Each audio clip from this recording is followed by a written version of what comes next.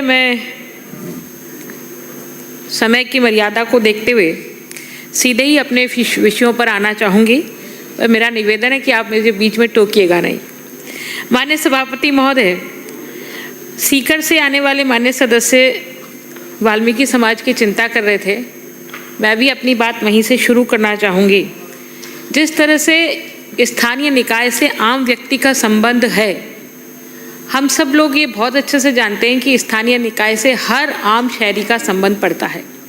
स्थानीय निकाय की जितनी संस्थाएं हैं, चाहे वो नगर पालिका हो, चाहे नगर परिषद हो, चाहे नगर निगम हो, व्यक्ति जब सुबह उठता है तो उसे घर के बाहर देखता है, मेरे घर के बाहर सफाई हुई क्या नहीं हुई, तो नगर निगम, नगर परिषद, नगर पालिका उसको याद आती है।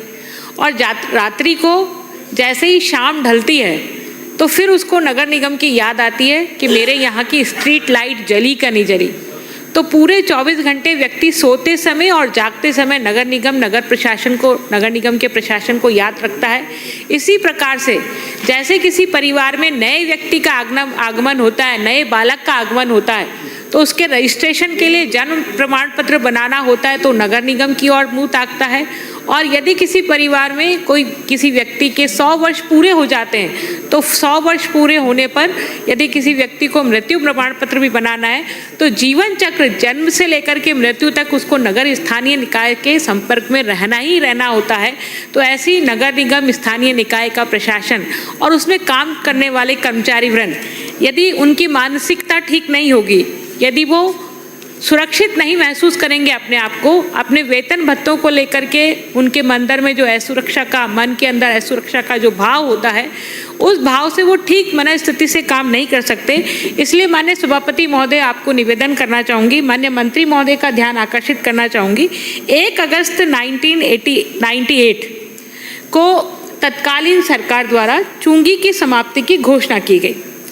और चुंगी की समाप्ति की जब घोषणा हुई तो उस समय नगर निगमों को कैसे कर्मचारियों को वेतन भत्ते दिए जाएंगे, इसकी क्या व्यवस्था होगी और आने वाले समय में वो वेतन भत्ते कैसे पर्याप्त होंगे, इसकी भी व्यवस्था उस समय के तत्कालीन प्रशासन द्वारा, तत्कालीन सरकार द्वारा की गई।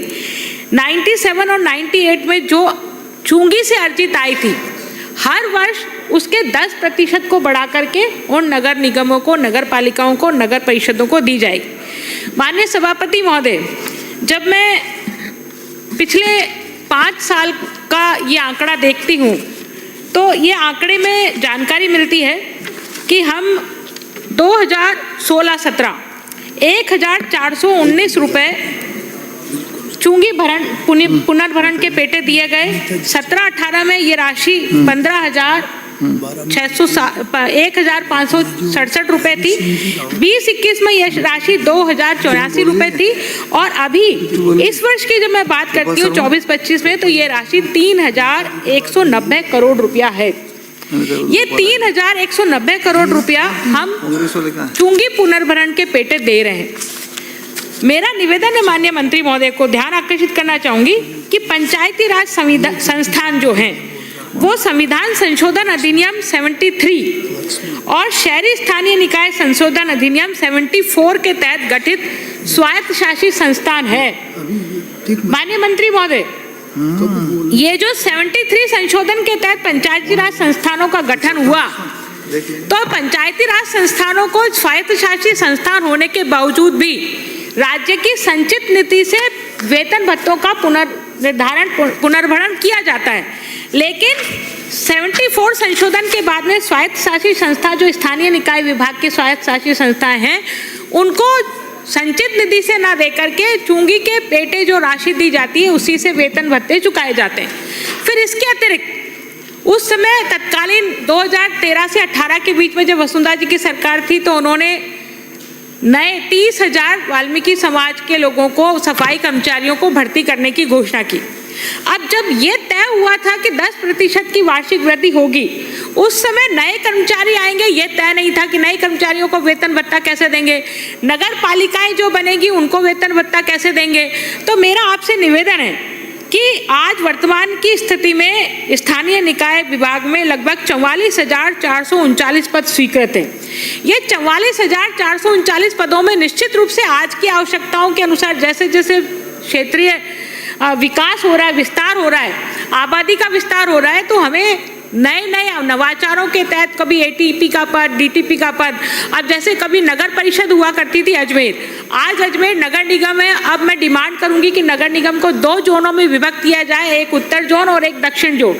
तो 2 जोन आयुक्त भी होंगे, है ना, अधिशासी अभियंता भी होंगे, सब तरह के कर्मचारियों की जरूरत पड़ती है।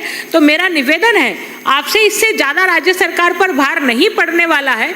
और आप फाइनेंस मिनिस्टर को, माननीय मुख्यमंत्री जी को निवेदन करें, आपकी सिफारिश के साथ यदि ये बात जाती है तो निश्चित रूप से वो पूरा करेंगे। तो मेरा निवेदन है कि इन स्थानीय निकाय के कर्मचारियों को भी वेतन जो है वो राज्य की संचित निधि से दिया जाए, और तो वो आश्वस्त होंगे कि हमें वेतन मिलेगा। वेतन की कमी से जूझ रहे जो नगर पालिकाएं हैं, उनके कर्मचारी हैं, उनको ये बात नहीं भाती है कि हमें वेतन मिलेगा कि नहीं मिलेगा। इस वजह से वो ठीक मनस्थिति से नगर पालिका का काम करने के लिए निश्चित नहीं होते हैं। तो मेरा आपसे निवेदन है। इसी के साथ माननीय सभापति महोदय, आपके माध्यम से माननीय मंत्री महोदय को कहना चाहूँगी, मेरे पास ये बजट भाषण 2024-25 है। इस 2024-25 के बजट भाषण के पैरा नंबर 106 में माननीय वित्त मंत्री द्वारा उल्लेख किया गया है कि पेंशनर्स को दे आउटडोर चिकित्सा सुविधा व्यय की सीमा को 30,000 रुपये से बढ़ाकर 50,000 रुपये प्रतिवर्ष करने की घोषणा करती हूँ। तो ये जो पेंशनर्स को दे राशि है वो 30,000 से 50,000 बढ़ाई गई है। मेरा निवेदन है कि जो नगर निगम के रिटायर कर्मचारी हैं, जैसा मेरे से पूर्व आने वाले माननीय सदस्य कह रहे थे कि नगर निगम के जो कर्मचारी हैं उनमें से 80-90% सफाई कर्मचारी हैं, और ये अनहाइजीनिक कार्य में लगे होते हैं। जब रिटायर होते हैं तो इनको बहुत ज़्यादा उपचार की ज़रूरत पड़ती है। ऐसी स्थिति में यदि इन कर्मचारियों की राशि को हम नहीं बढ़ाते हैं तो हम उनके साथ अन्याय कर रहे होते हैं। इसके अतिरिक्त जो आरजेएचएस लागू है, उस आरजेएचएस की योजना में एक मुश्त नगर निगम के कर्मचारियों का पैसा माननीय सभापति महोदय एक मुश्त कटता है, जबकि स्टेट गवर्नमेंट के अन्य कर्मचारियों का जो पैसा है आरजेएचएस योजना में वो हर महीने कटता है। यदि किसी कारणवश उस कर्मचारी का पैसा एक मुश्त नहीं कटे या कटने से रह जाए तो फिर उसको वापस एक्टिवेट कराने में लगभग 3 महीना का समय लगता है। तब तक वो कर्मचारी कहाँ जाए उपचार कराने के लिए। तो मेरा निवेदन है कि जिस तरह से अन्य राज्य कर्मचारियों के साथ का वेतन में से वो आरजेएचएस का पैसा कटता है, उसी तरह से नगर निगम के कर्मचारियों के वेतन भत्ते में से भी हर महीने ये पैसा कटे, ताकि वो निश्चिंत हो जाए कि हमें जब बीमार होंगे तो हमें ये सुविधा का लाभ मिल सकेगा। इसके अतिरिक्त माननीय सभापति महोदय, मैं निवेदन करना चाहूँगी अजमेर में जीपीएफ के ऊपर।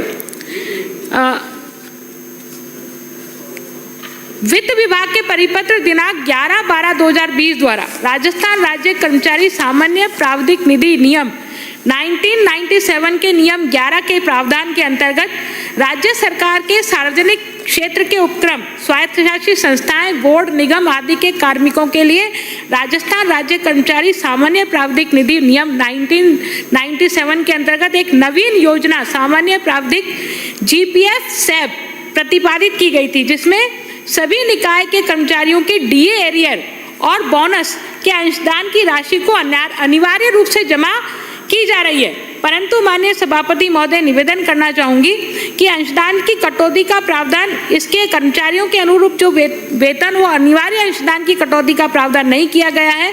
तो मैं निवेदन करना चाहूँगी कि जीपीएफ अंशदान राशि उनके जीपीएफ खाते में जमा कराई जाए, ना कि उनके पीडी खाते में। ये राशि जो है वो पीडी खाते में जमा कराई जा रही है, जबकि जीपीएफ खाते में जमा करनी चाहिए। ये कर्मचारियों का निवेदन है और मैं आपके समक्ष प्रस्तुत करना चाहूँगी। अब मैं माननीय सभापति महोदय अपने निर्वाचन क्षेत्र के विषय में आती हूँ। नगर निगम अजमेर में 2012 में माननीय सभापति महोदय सफाई कर्मचारियों की भर्ती हुई। 182 सफाई कर्मचारियों की भर्ती हुई। किसी ने शिकायत करी और शिकायत के कारण से वो भर्ती 2012 से लेकर आज 2025 से अब तक अटकी हुई है। सफाई जिनका उसमें चयन हुआ वो कर्मचारी कोर्ट गए, उन्होंने अपना प्रमाण पत्र प्रस्तुत किए। स्वायत्तशासी संस्था निदेशालय ने एक समिति का गठन किया। समिति की गठन की रिपोर्ट आने के बाद में उन 182 कर्मचारियों में से माननीय सभापति महोदय, मेरे खेद के साथ कहना पड़ रहा है कि 2 कर्मचारी जो वहां पर किसी बड़े प्रशासनिक अधिकारी के घर पर काम करते थे, उन 2 कर्मचारियों को तो 182 में से नियुक्ति दे दी गई, लेकिन बाकी 180 कर्मचारियों को ये कह के रोक दिया गया कि आपका जो केस है वो कोर्ट में चल रहा है, इसलिए कोर्ट से आप वापस लो तो हम करेंगे। तो मेरा निवेदन है कि जब कोर्ट ने निर्णय दे दिया है तो आप कोर्ट में तो वो अपील में गए हैं, तो मेरा आग्रह है कि ये 180 कर्मचारियों को भी नियुक्ति देनी चाहिए, क्योंकि आप आने वाले समय में नए कर्मचारियों की नियुक्ति करने जा रहे हैं। तो ये 2012 से ये कर्मचारी लटके हुए हैं, इनको भी नियुक्ति दी जानी चाहिए। इसके अतिरिक्त माननीय सभापति महोदय निवेदन करना चाहूँगी अन्नपूर्णा रसोई के बारे में। ये अन्नपूर्णा रसोई का कॉन्सेप्ट माननीय वसुंधरा जी के कार्यकाल में प्रारंभ हुआ और ऐसे स्थानों के लिए ये कॉन्सेप्ट ये था कि ऐसे स्थानों पे जहाँ भीड़ भाड़ वाले क्षेत्र हैं, बस स्टैंड है, रेलवे स्टेशन है, आरपीएससी है, या ऐसे इंस्टीट्यूशन, माध्यमिक शिक्षा बोर्ड हमारे यहाँ है, रेवेन्यू बोर्ड हमारे यहाँ है, जहाँ बाहर से लोग आते हैं, उनको भोजन की व्यवस्था हो सके, उनको नाश्ते की व्यवस्था हो सके। लेकिन जब कांग्रेस की सरकार आई तो उन्होंने बदल के इसको इंदिरा गांधी रसोई कर दिया और इस कॉन्सेप्ट को चेंज करते हुए स्थायी रसोइयाँ बनाई। मेरे अजमेर नगर निगम के माध्यम से एक पत्र स्वायत्त शासन में आया हुआ है, क्योंकि उस समय हम बीजेपी के लोग थे, कांग्रेस का वहाँ से कोई प्रतिनिधि नहीं था, तो जिस कांग्रेस कार्यकर्ता ने कहा यहाँ खोल दो तो वहीं वो खोल दी गई। हमारे बहुत सारे सामुदायिक भवन, वहाँ पर एक भी थाली नहीं उठती है, लेकिन फिर भी वह इंदिरा रसोई के नाम से, अब अन्नपूर्णा रसोई के नाम से संचालन है। तो मैं निवेदन करना चाहूँगी कि राजा साइकिल चौराहे पर और माखूपुरा पर 2 रसोइयाँ बंद करने का आग्रह किया, जनता ने भी किया और नगर निगम प्रशासन ने भी किया। तो इन 2 रसोइयों को तत्काल बंद करके और लोगों को राहत दी जाए। इसके अतिरिक्त माननीय सभापति महोदय, जैसा कि पूर्व के मेरे वक्ताओं ने कहा कि पिछली कांग्रेस सरकार में, कांग्रेस सरकार जब 2018 से 23 के बीच में कांग्रेस की सरकार थी, 8 से 13 के बीच में कांग्रेस की सरकार थी और 98 से 2003 में जब कांग्रेस की सरकार थी, जब कांग्रेस की सरकार थी, उन्होंने पट्टों के नाम से जो भ्रष्टाचार किया वो पूरा प्रदेश जानता है। मैं कुछ उदाहरण देना चाहूँगी माननीय मंत्री महोदय के माध्यम से, ये रखना चाहूँगी कि इनकी जाँच कराई जाए और जाँच करा करके दूध का दूध और पानी का पानी किया जाए, क्योंकि इसमें बहुत दलाली हुई है, सरकार को नुकसान हुआ है। माननीय सभापति महोदय, निवेदन करना चाहूँगी अजमेर के चौसाला खसरा नंबर 502 तथा वर्किंग जमाबंदी के नए खसरा नंबर 545 और 546 तथा नई आधार जमाबंदी के खसरा नंबर 835, 836, 836 मीन, 837, 38 और 39 की भूमि को नगर निगम के नाम से दर्ज करते हुए बिना किसी व्यक्ति के काबिज हुए फर्जी तरीके से कब्जा दर्शाते हुए नगर निगम द्वारा पट्टे जारी किए गए हैं। तो मेरा निवेदन है कि इन पट्टों की जांच की जाए और जांच करके जो फर्जी तरीके से पट्टे जारी हुए उनको खारिज किया जाए। इसी प्रकार से माननीय सभापति महोदय, अजमेर विकास प्राधिकरण का खसरा नंबर 1412 और 3116 की भूमि को अतिक्रमण से मुक्त करते हुए इसको अतिक्रमण मुक्त कराया जाए। और इसी प्रकार से माननीय सभापति महोदय, ज्ञान विहार गेट के पास वो 4 बीघा जमीन जो है कल्याण मंदिर के पास कोटरा योजना की है, इस कोटरा योजना पर भी भूमाफियाओं द्वारा अविधिक रूप से पट्टे जारी करवाए जाकर के बेचान किया जा रहा है। तो मेरा निवेदन है कि अजमेर विकास प्राधिकरण की 250 करोड़ रुपए का राजस्व नुकसान इससे होने वाला है, तो इसको भी रोक करके इसकी भी जांच कराई जाए। इसके अतिरिक्त माननीय सभापति महोदय, निवेदन करना चाहूँगी, एडीए की 200 वर्ग गज के भूखंड का निगम द्वारा अपने एक जमादार कार्मिक की पत्नी के नाम से 28 दिसंबर 2021 को पट्टा जारी कर दिया गया, जबकि ये भूमि एडीए के नाम से स्थानांतरित है। तो एडीए की भूमि पर नगर निगम कैसे पट्टा जारी कर सकता है, इसको भी देखने की जरूरत है। इसके अतिरिक्त माननीय सभापति महोदय, आपके समक्ष निवेदन करना चाहूँगी कि हाउसिंग बोर्ड, क्योंकि हाउसिंग बोर्ड अजमेर में जेपी नगर योजना हाउसिंग बोर्ड द्वारा बसाई गई थी, हाउसिंग बोर्ड की जेपी नगर योजना और वैशाली नगर योजनाओं में अतिक्रमण हो गए। अतिक्रमण होने के साथ साथ जो आवासीय कॉलोनी थी, वो आवासीय कॉलोनी कॉमर्शियल कॉलोनीज में तब्दील हो गई। पिछली बार मेरे द्वारा ध्यानाकर्षण के माध्यम से ये विषय उठाया गया था, तो सरकार के जवाब में ये आया है कि हमने अतिक्रमण को हटाने के लिए और जो लैंड यूज चेंज हुआ है उसको रोकने के लिए एनफोर्समेंट का गठन किया है, लेकिन एनफोर्समेंट के लिए जो आयुक्तालय है पुलिस महानिदेशक के यहाँ से हमको फोर्स नहीं मिला है, तो माननीय मंत्री महोदय को निवेदन करूंगी आपके माध्यम से कि वो फोर्स भी उनको दिलाने की कृपा करें, ताकि जो अतिक्रमण है उनको रोकने के लिए वो काम कर सके। माननीय सभापति महोदय, जैसा कि हम सबको मालूम है, नगरों का विकास में व्यक्ति की आवास की समस्या का समाधान होना चाहिए, और इस आवास की समस्या के समाधान के लिए माननीय प्रधानमंत्री जी ने प्रधानमंत्री आवास योजना और मुख्यमंत्री जी ने मुख्यमंत्री जन आवास योजना बनाई। लेकिन अजमेर को मैं बहुत ही दुर्भाग्यपूर्ण मानूंगी कि अजमेर विकास प्राधिकरण द्वारा आज से 10 साल पहले एक योजना बसाई गई, जिसमें गोल्डन इंफ्रास्ट्रक्चर कंपनी द्वारा माननीय सभापति महोदय 536 आवासों का बनाना था। ये गोल्डन इंफ्रास्ट्रक्चर कंपनी ने 536 आवासों को नहीं बनाया, और आज भी जो लोगों ने पहले से बुकिंग कराई हुई है, जो लोग चाहते हैं कि हमारे आवास पूरे हो जाए और हमें मिल जाए, वो आवास अभी तक उनको एडीए उपलब्ध नहीं करा पा रहा है। तो मेरा निवेदन है सरकार से आपके माध्यम से कि ये आवास निर्माण का काम टाइमलाइन में पूरा हो, ताकि जो व्यक्ति को आवास मिलने वाले हैं वो आवास उनको मिल सके।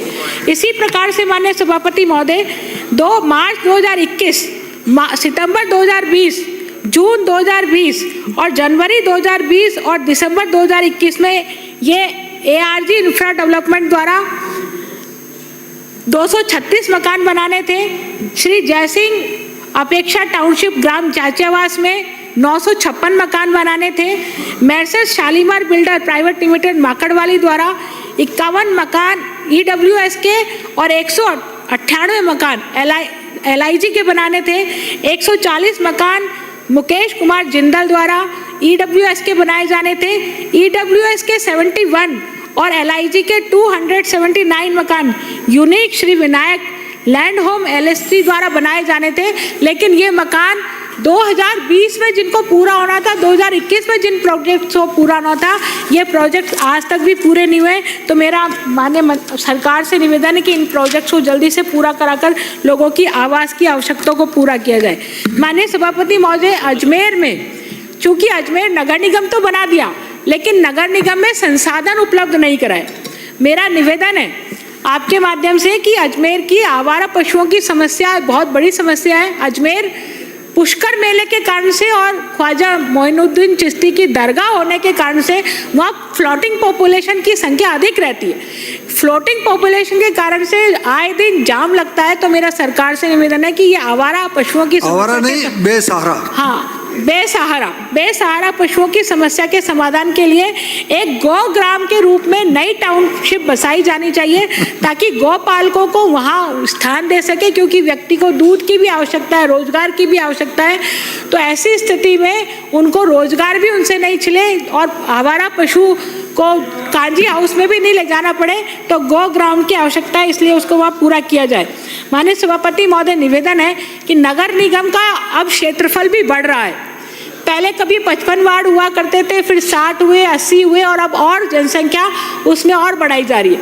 तो जो संसाधन है वो बहुत कम पड़ते हैं, जो अधिकारी के पद वहाँ सृजित है वो बहुत कम पड़ते हैं। तो अजमेर नगर निगम को 2 जोनों में, अजमेर दक्षिण और अजमेर उत्तर जोन में बसाया जाना चाहिए, ताकि लोगों को सुविधा मिले। इसके अतिरिक्त माननीय सभापति महोदय, नगर निगम में बायलॉज बने हुए हैं, बिल्डिंग बायलॉज भी बने हुए हैं। तो नगर निगम में जिस तरह से बिल्डिंग बायलॉज बने हुए हैं, उसी तरह से फायर सेफ्टी के भी बायलॉज बनाए जाने चाहिए, क्योंकि फायर सेफ्टी की एनओसी के लिए बहुत बार रिश्वत देनी पड़ती है, तब जाकर के फायर की एनओसी मिलती है। तो यदि बायलॉज बना दिए जाएंगे तो मुझे लगेगा कि लोगों को फायर की एनओसी लेने में आसानी होगी। इसी प्रकार से माननीय सभापति महोदय, हमारे यहाँ अवैध रूप से बहुत सारी मांस की दुकानें ओपन में संचालित है। जब दरगाह एरिया में जाते हैं तो लगता है कि किसी बूचड़ खाने में आ गए। तो मेरा निवेदन है, क्योंकि दरगाह एरिया में वीआईपीओ का मूवमेंट होता रहता है, मेरा निवेदन है दरगाह क्षेत्र, कमंडसपुरा और अजमेर दक्षिण के जो मुख्य मार्ग है कम से कम उन पर तो मांस की दुकानों का संचालन करने का नियमों के अनुसार पालना होनी चाहिए, ताकि जो लोग हैं वो आते जाते समय ठीक प्रकार से देख सके। माननीय सभापति महोदय, अंत में मैं निवेदन करना चाहूँगी कि मेरे नाका मदार में गाड़िया लोहार कॉलोनी बसी हुई थी। मैंने प्रयास करके उन गाड़िया लोहारों को कहीं और शिफ्ट कराया, उनको आवाज़ दिलाई, क्योंकि वो रोड के मार्गाधिकार पर थी। लेकिन गाड़िया लोहारों की कॉलोनी शिफ्ट होने के बावजूद भी वहाँ से जो अतिक्रमण है वो साफ नहीं हुआ है। उसके कारण से जो गुलाबबाड़ी LC 44 का जो ओवरब्रिज है का काम चल रहा है, वहाँ इतना अतिक्रमण हो रखा है कि लोगों को आने जाने में दिक्कत होती है। इसी प्रकार से मेरे नारीशाला रोड पर जुड़ने वाला गुलाबबाड़ी का जो विज्ञान नगर का जो ओवरब्रिज है वो ADA को बनाना है, तो शीघ्र ADA इस काम को पूरा करे ताकि लोगों को राहत मिल सके। इसी के अतिरिक्त अंत में एक बात, मेरे यहाँ पर चूंकि 2 योजना ADA द्वारा बसाई गई थी, DD पुरम और पृथ्वीराज नगर योजना। ये DD पुरम में आज तक बिजली और पानी की व्यवस्था नहीं हो पाई। यही हाल पृथ्वीराज नगर का भी है। तो लोग जिन्होंने महंगे दामों पर प्लॉट खरीदे हैं, वो महंगे दामों पर प्लॉट खरीदने के बावजूद भी आज 10 साल बाद भी परेशान है कि वो अपना मकान कैसे बनाए। तो मेरा निवेदन है कि वह पानी और बिजली की व्यवस्था सरकार को करे। इतना ही कह के आपने मुझे समय दिया, बहुत बहुत धन्यवाद। श्री मनोज कुमार।